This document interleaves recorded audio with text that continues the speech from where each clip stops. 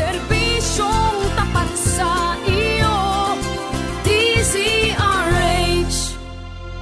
Miyembro ng KBP, kapisanan ng mga broadcaster ng Pilipinas.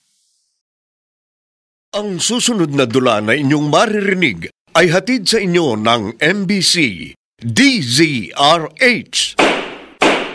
Hukumang Pantahanan. Hukumang Pantahanan. Mga kasong tunay at totoong nagaganap sa pang-araw-araw nating pakikibaka sa masalimuot at mapagbirong kapalaran. Magsisilbing tagapagpaalala upang makaiwas sa mga krimen at kaguluhan. Tatayong bantayog na magpapatatag sa kalooban ng bawat nilalang. Hukumang Pantahanan!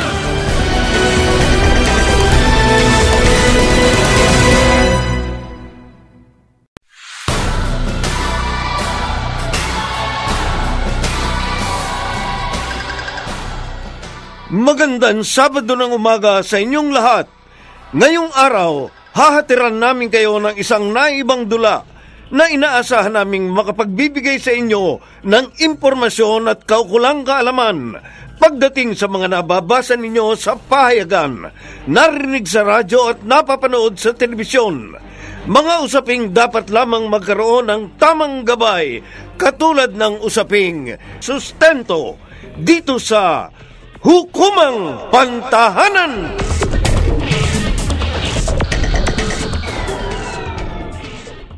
Thank you, Ryan, ha?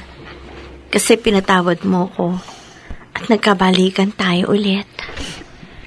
Kala ko hindi na matutuloy ang planong pagpapakasal natin. Okay lang sa akin kahit na civil wedding muna tayo. Tapos kapag nakaipon na tayo, saka tayo magpapakasal sa simbahan. Basta, Lisa, pang-aawakan ko yung promise mo na kahit kailan hindi ka namang iiwan sa ere, ha? Huwag ka mag-alala. Babawi ako sa mga araw na nawala sa atin. Okay lang ba sa papa mo na tumira ka na kasama ko kahit na hindi pa tayo kasal? Oo, pumayag na si Papa. Maski siya, kumbinsido na sa simbahan din naman ang tungo natin. Ang mamang mo nga pala. Ayun, okay lang sa kanya. Hello, dyan lang naman siya sa tapat ng bahay natin, kaya anytime, pwede ko siyang puntahan. O mga rito, mahal. Halika. Mahali ka naman kita. Ay, ano ba? Mamaya na. Mamaya na, maliligo muna ako. Kailangan fresh ako kapag tumabi na ako sa'yo. Doon ka na maghintay sa akin sa kwarto, ha? Sige, bilisan mo, mahal, ha? At kanina pa ako gigil na gigil sa'yo, ha? Oo, sige. Bilisan mo. Oo. Hello? Ako to, Ryan. Oh, bakit ka napatawag, Megan? Bakit hindi mo sinasagot yung mga tawag at text ko sa'yo? Tapos binlock mo pa ako sa Facebook. Nakukulitan na kasi ko sa'yo, Kaya kita binlock.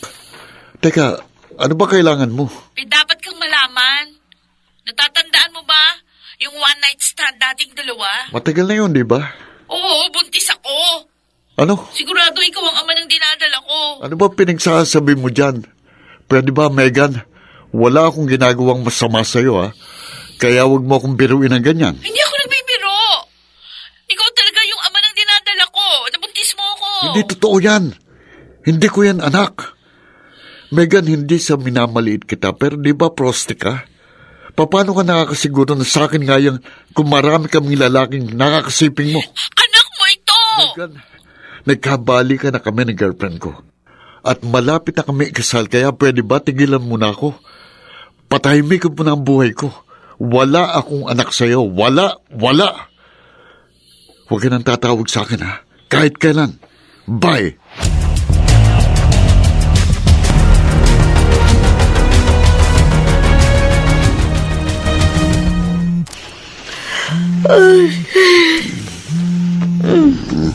Nagba-vibrate ang cellphone ni Ryan. Ryan, may tumatawag sa cellphone mo. Ryan. Baka mahihirapan akong gisingin si Ryan, ha? Ako ako na nga lang ang sasagot ng tawag. Hello? Hello? Ryan? Sino to? Si Ryan? Natutulog katabi ko. Teka, sino ba to, ha? Ako ang fiancé niya. Ganun ba? Pwede kita makausap? May sasabihin lang ako tungkol kay Ryan. Bakit? Ano ba meron kay Ryan? Hiwalayan mo ng fiancé mo? Bakit? May relasyon kami. Kapal naman ang mukha mo sabihin sa akin yan. Buntis ako. May pananagutan siya sa akin. Hindi totoo yan, hindi. Anong hindi? Gusto mo ng katibayan? O sige, sisend ko sa Facebook ha. Anong account name mo? Bilis! Ano bang kailangan mo kay Ryan? Kailangan niya akong palagutan. Kaya please, huwag mo sanang agawan ng amang anak namin. Kung may konsensya ka na natitira sa katawan mo, hiwalayan mo na siya!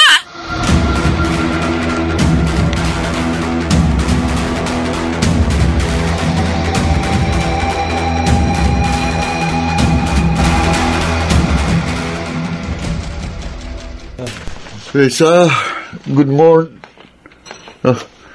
Lisa, nasan ka na? Lisa, bakit bukas itong cabinet ni Lisa? Nasaan yung mga gamit niya? Lisa! Lisa, nasan ka na? Diyos ko, nasan na si Lisa? Teka, ba't nandito yung cellphone ko? Wait, bukas ng gallery. May mga screenshots ng conversation ni Lisa at Megan. Alam na ni Lisa na may nabuntis akong babae. Diyos ko, hindi pwede to. Lisa! Lisa, nasan ka na? Lisa! Bakit mo naman ako iniwan ng walang pasabi? Akala ko ba hindi mo na ako iiwan ng basta-basta? Bago ka sana umalis, sana hiningi mo ng panig ko. Hindi yung ganito. Iniwan mo na naman ako sa ere, Lisa. Lisa, bumalik ka dito. Pakiusap. Lisa. Lisa.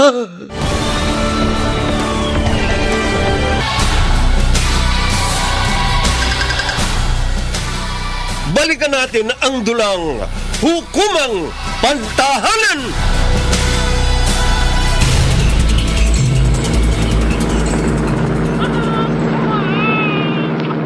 Oh, tahan na, baby. Oo, pauwi na tayo sa bahay. Ana, tulog ka lang, mahal ko, ha? Mamaya pag-uwi natin sa bahay, pagtitimpla kita ng gatas.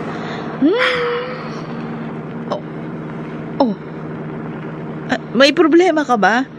Bakit di ka kumikibo, Edwin? Bakit hindi mo sabihin? Girlfriend mo ko. Baka makatulong ako sa'yo. Ay!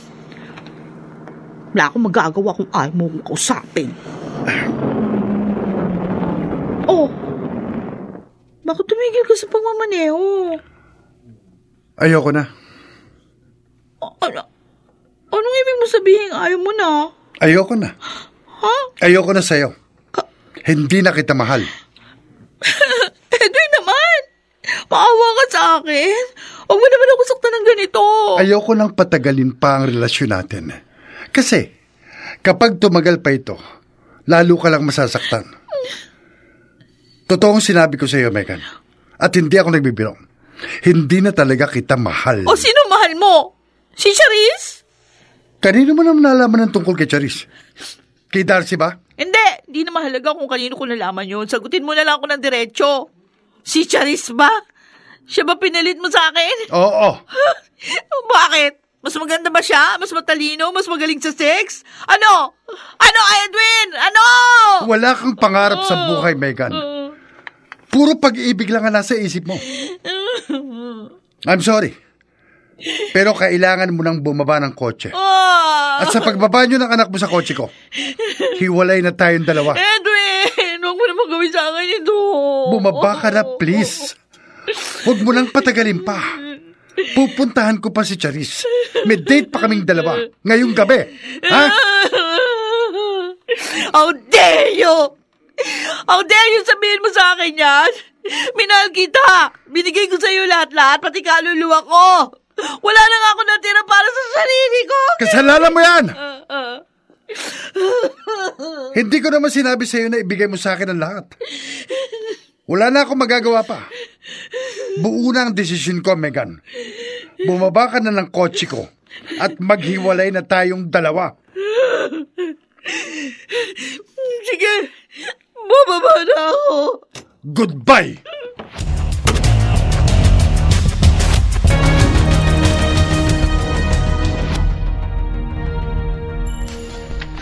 Tito Delphine, pasensya na akong palagi kitang naabala, ha? Kasi wala akong mahinga ng tulong.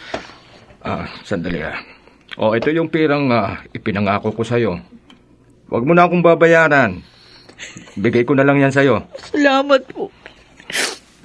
Malaking bagay ito sa amin ng anak ko. Siya nga pala, Megan. Sino ba ang ama ni Ras? Si Ryan. Yung dati kong naka one night stand. Sinabi ko na sa kanya, buntis ako noon pero hindi na ako nakarinig ng balita mula sa kanya. Naisip ko lang kasi na baka pwede mo siyang hinga ng sustento dyan sa anak mo. Aba, bilang ama may obligasyon din siya kay Ras. Huwag mong saluhin ang lahat ng responsibilidad. Oo nga po, Tito. Pinag-iisipan ko nga rin po yan Total, alam ko naman kung saan nakatira si Ryan. Megan, karapatan mong humingi ng sustento sa kanya. Basta, puntahan mo si Ryan at dalhin mo sa kanya ang anak niya.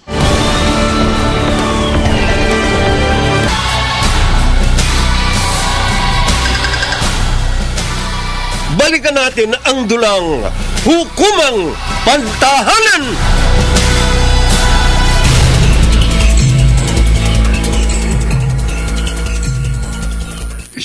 Siya bang anak ko? Si Ras? Oo. Kamukhang-kamukha mo nga Tama ka. Ganito ang itsura ko nung bata ako. Anak ko nga siya. Salamat, Megan. Dinala mo siya sa akin. Siya nga pala. Kumusta na kayo ni Lisa? Naku, matagal na kaming hiwalay ni Lisa. Naka-move on na ako. Actually, meron na nga akong bagong girlfriend. Mabuti naman kung ganon. Ryan, meron sana akong ipapakiusap sa'yo. Tulungan mo naman sana ako sa pagpapalaki sa anak natin. Alam mo naman kasi ang buhay ko. Nasa alanganin pa rin. Nag-aalala ako sa kinabukasan ni Ras. Ganun ba? Hindi naman kita inuobliga. Kung gusto mo lang akong tulungan. Kasi talagang hirap na ako Kung ako lang susustento sa kanya sa mga pangangailangan niya. Sige, Megan. Titingnan ko kung anong magagawa ko.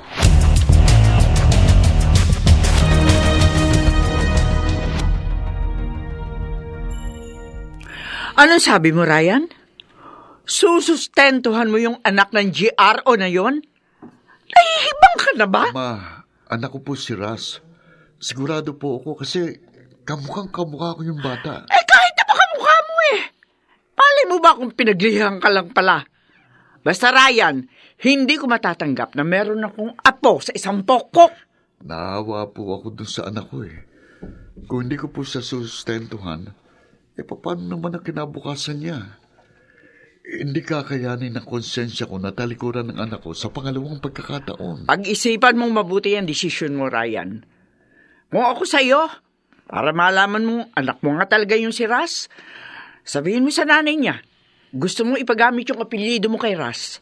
Kailangan palitan ang apelyido ng bata bago ka magbigay ng child support. Kung sa bagay, ma, yan din ang gusto ko Ang gamitin ni Ras ang apelyido ko.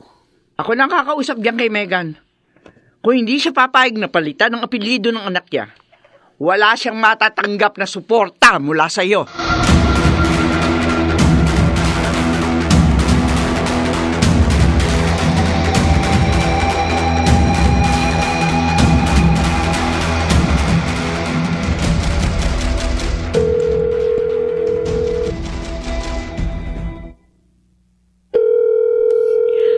Kanina pa ako tumatawag. Pero hindi pa rin sinasagot ni Ryan yung tawag ko. Oh, Ryan. Mo naman saan akong taguan this time. Hello? Megan? Sino po ito?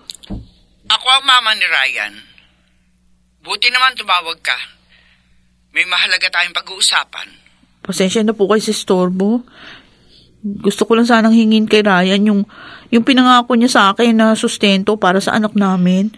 Napag-usapan na namin ng anak ko na bago siya magbigay ng sustento sa iyo, kailangan palitan ng anak mo ang kasalukuyang apelyido niya.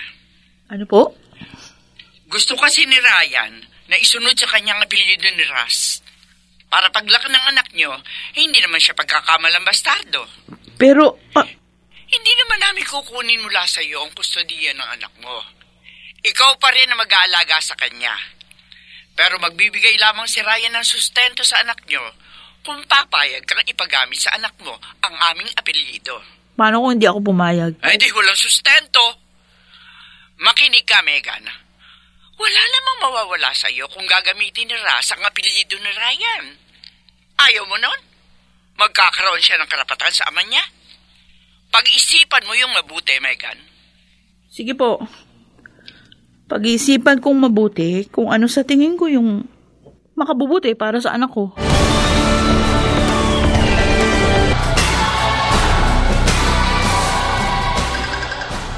Mga kaibigan, narito si Attorney Rina Seco upang magbigay ng karagdagang kaalaman tungkol sa usaping sustento. Mali po na gawing requirement na maisunod sa pangalan ni Ryan ang bata bago ito magbigay ng sustento sa kanyang anak.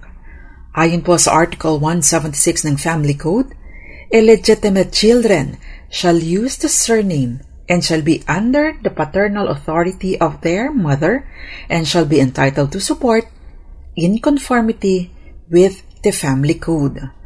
Kung ang bata ay non-marital, ibig sabihin hindi kasal ang mga magulang o simply put, illegitimate o yung tinatawag nating anak sa labas, gagamitin nito ang apelyido ng ina, sasailalim sa pangangalaga ng ina, pero meron po siyang karapatan sa sustento mula sa ama. Sa kwentong tampok natin ngayon, malinaw naman po na kinikilala ni Ryan na siya nga ang ama ng anak ni Megan.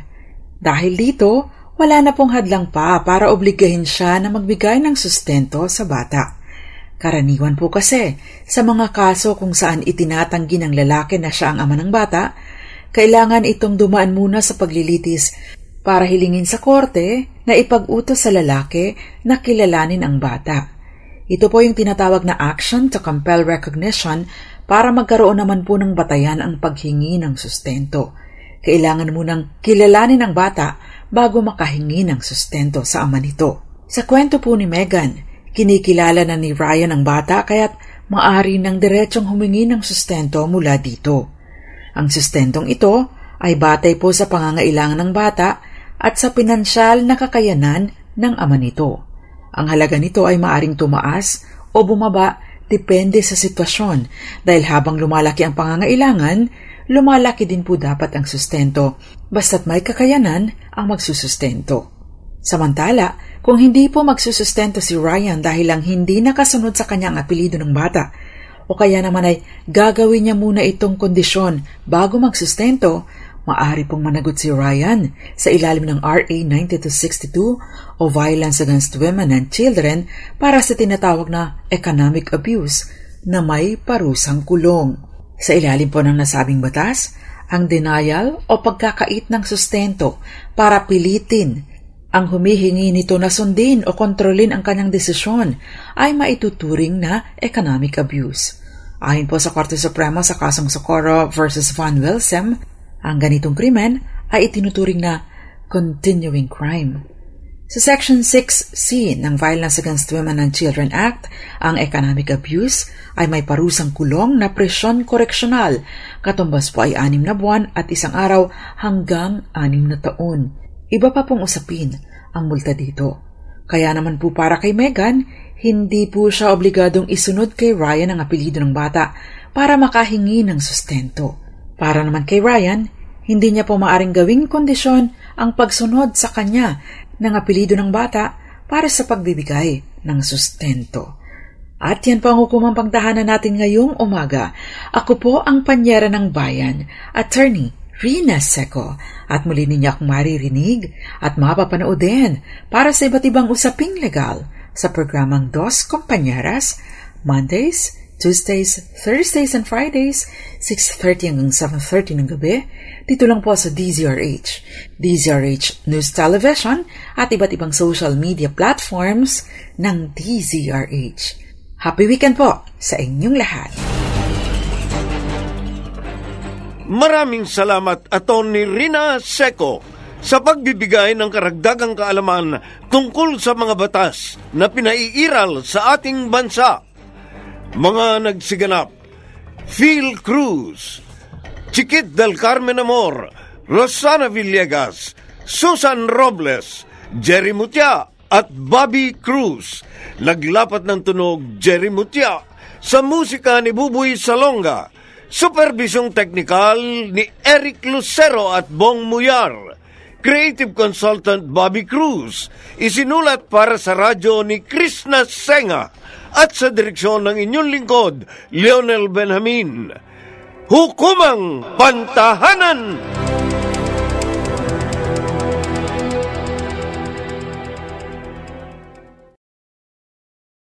Serbisyong tapat sa iyo, DZRH. Miyembro ng KBP, kapisanan ng mga broadcaster ng Pilipinas.